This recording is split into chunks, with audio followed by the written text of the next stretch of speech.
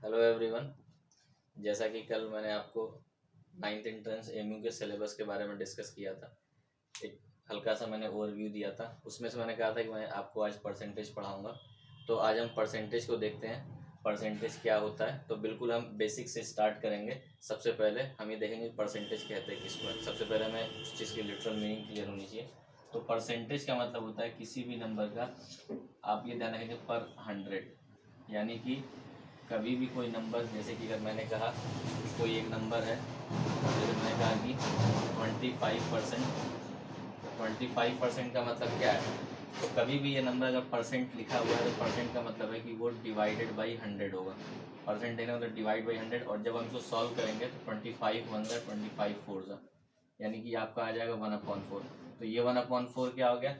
ये आपका फ्रैक्शन में आ गया, मतलब 25% का ये पार्ट हो गया 1/4।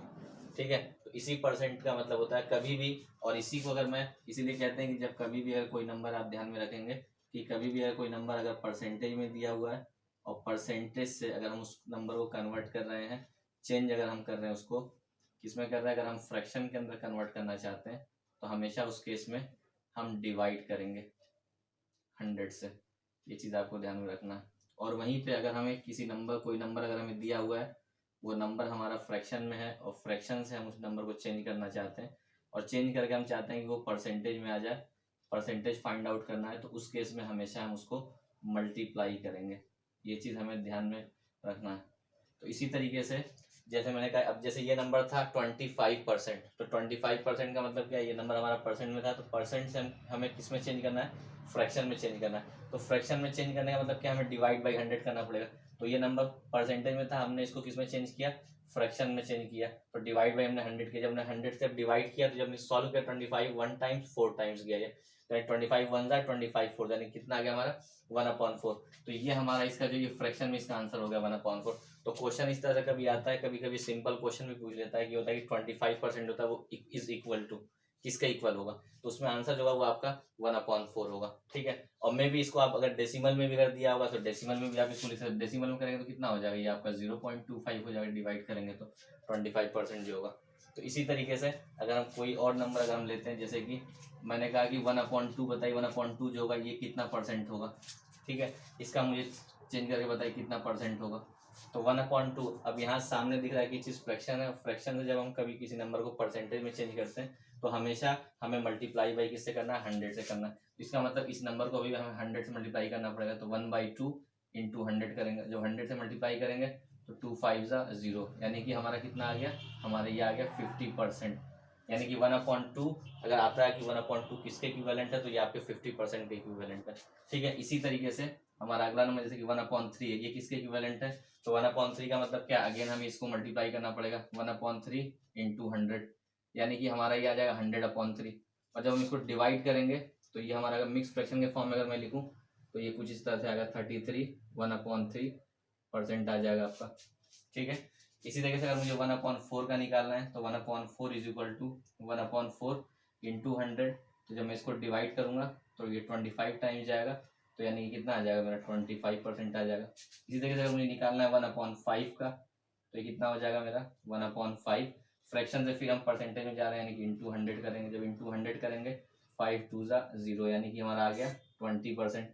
तो हमें ये चीज़ क्लियर होना चाहिए, किसी भी नंबर को अगर हम परसेंटेज से फ्रैक्शन में चेंज करेंगे तो ऑलवेज भी डिवाइडेड बाई 100 होना चाहिए। और कभी भी हम किसी नंबर को अगर परसेंटेज से अगर हम फ्रैक्शन से परसेंटेज में चेंज करेंगे तो मल्टीप्लाई बाई 100 करना है। तो ये इसका, और इसमें सबसे ज़्यादा जो इंपॉर्टेंट चीज़ वो ये है कि आपको इसके जो रिजल्ट्स हैं, कि रिजल्ट्स आपको याद होना चाहिए। अगर आपसे ये कहा जाए, जैसे कि हम जब आगे जब क्वेश्चन का अप्रोच करेंगे तो अगर ये चीज़ें पता होंगी हमें, डायरेक्टली हम फ्रैक्शन से हम क्वेश्चन को सॉल्व करेंगे, खासतौर से इस चैप्टर में। इसके बाद हमारा जैसे कि प्रॉफिट एंड लॉस का चैप्टर होगा, उसमें हम डायरेक्ट क्वेश्चंस को विद इन 5 सेकेंड्स हम जो क्वेश्चंस को हिट कर सकते हैं। अगर लेकिन हमें उसके लिए क्या, जैसे मैं आपसे उसमें कहता हूँ कि 25%, तो आपके जहन में ये चीज़ होना चाहिए 25% का मतलब होता है 1/4।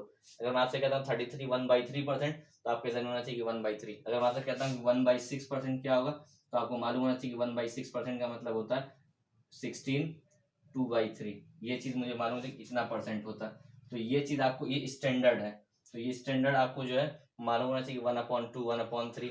अब इसी तरीके जैसे कि अब मान लिया आपको 1/3 मालूम है, 1/3 कितना दिया हुआ है? 33 1/3% दिया हुआ है। तो इसी में क्या दिया गया, ये बताइए कि इसमें 2/3 क्या होगा इसका।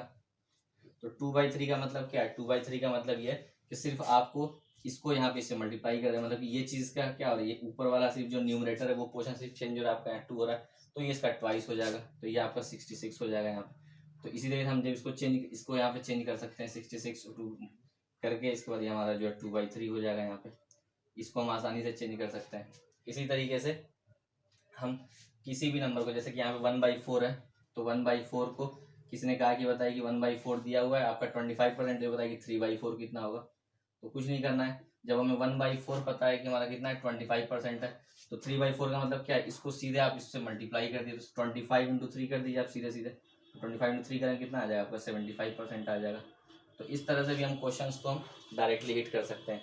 लेकिन अब इसमें क्या है कि ये सारी चीज़ें हमें मालूम होना चाहिए। तो इसका एक पूरा एक स्टैंडर्ड शीट है, वो मैं आपको इस वीडियो के लिंक में जो मैं शेयर कर दूंगा, तो आप उस वीडियो के उस शीट के अंदर जो भी आपका स्टैंडर्ड है उसको आप जो बिल्कुल जहन में याद कर लीजिएगा। इसके बाद जैसे कि इसमें क्वेश्चन जो पूछा जाता है, वो क्वेश्चन आपको जहन में रखना है कि क्वेश्चन किस तरह से पूछा था। इसमें अक्सर क्वेश्चन जैसे कि ये आता है, जैसे मान लीजिए आपसे ये कह दिया क्वेश्चन के अंदर एक बहुत नॉर्मल सा क्वेश्चन, जैसे मैंने कहा कि ये आपका जो है रेक्टेंगल है, और ये कह दिया कि इसका लेंथ जो है वो 20% जो है इंक्रीज हो रहा है, और वहीं कह दिया कि इसका ब्रेथ है वो भी आपका 20% डिक्रीज हो रहा है। तो आप ये बताइए कि ओवरऑल इसके एरिया पे क्या इम्पैक्ट पड़ेगा, यानी कि इसका नेट रिजल्ट आप बताएंगे कि डिक्रीज हो रहा है या इंक्रीज हो रहा है। तो ऐसे क्वेश्चन अगर हम डायरेक्ट अगर हम देखें, यहाँ पे एक छोटा सा बस एक आपको मैं एग्जांपल दे रहा हूँ। तो लेंथ अगर 20% इंक्रीज हो रहा है, तो 20% का मतलब क्या आपके जहन में होना चाहिए कि 20% का मतलब है तो 1/5।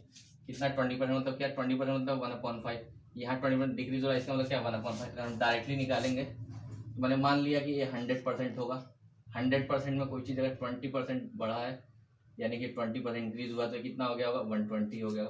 उसके बाद फिर 20% उस पर डिक्रीज हुआ है, तो जब हम इसका 20% निकालेंगे तो यानी कि 20% क्या हुआ, डिक्रीज हुआ है। तो जब हम 120 का जब 20% निकालेंगे तो क्या आएगा हमारा 24 आएगा। जब इसको माइनस करेंगे कितना आएगा 96 आ रहा। तो स्टार्टिंग में हमारा कितना था 100 था, 100 से हम कहाँ पहुँच गया 96 पे पहुँच गए। यानी कि यहाँ पे कितने का डिफरेंस आएगा हम देखें तो, यानी कि 4% डिक्रीज हुआ, यानी कि 4% क्या हुआ, कम आ रहा है। ठीक है, अब 4% आप देखिए पहले 100 था, क्या होगा 96 होगा, जब 96 हुआ तो इसका मतलब क्या होगा डिक्रीज होगा। अगर 104 होता तो इसका मतलब वो 4% बढ़ रहा था, इसका मतलब यहाँ 4% क्या हुआ डिक्रीज हुआ। तो इसी तरह से बेस्ड जो क्वेश्चन होगा वो क्वेश्चंस को जो है हम डिस्कस करेंगे। तो अब एक ये बेसिक सा आइडिया था कि परसेंटेज क्या होता है, क्या फ्रैक्शन है, कैसे हम किस तरह से कन्वर्ट करते हैं, और एक ये हमने छोटा सा एग्जांपल लिया। जब मैं नेक्स्ट वीडियो जो आपके साथ शेयर करूंगा तो उसमें मैं कुछ इंपॉर्टेंट जो क्वेश्चंस हैं जिसका इसमें एप्लीकेशन जो वहाँ पे यूज़ होगा तो हम उसको जो है शेयर करेंगे। और जब तक के लिए जो है मेरे साथ आप लोग जो है जुड़ जाइए अब, क्योंकि जो है मैंने आपसे कहा है कि 9th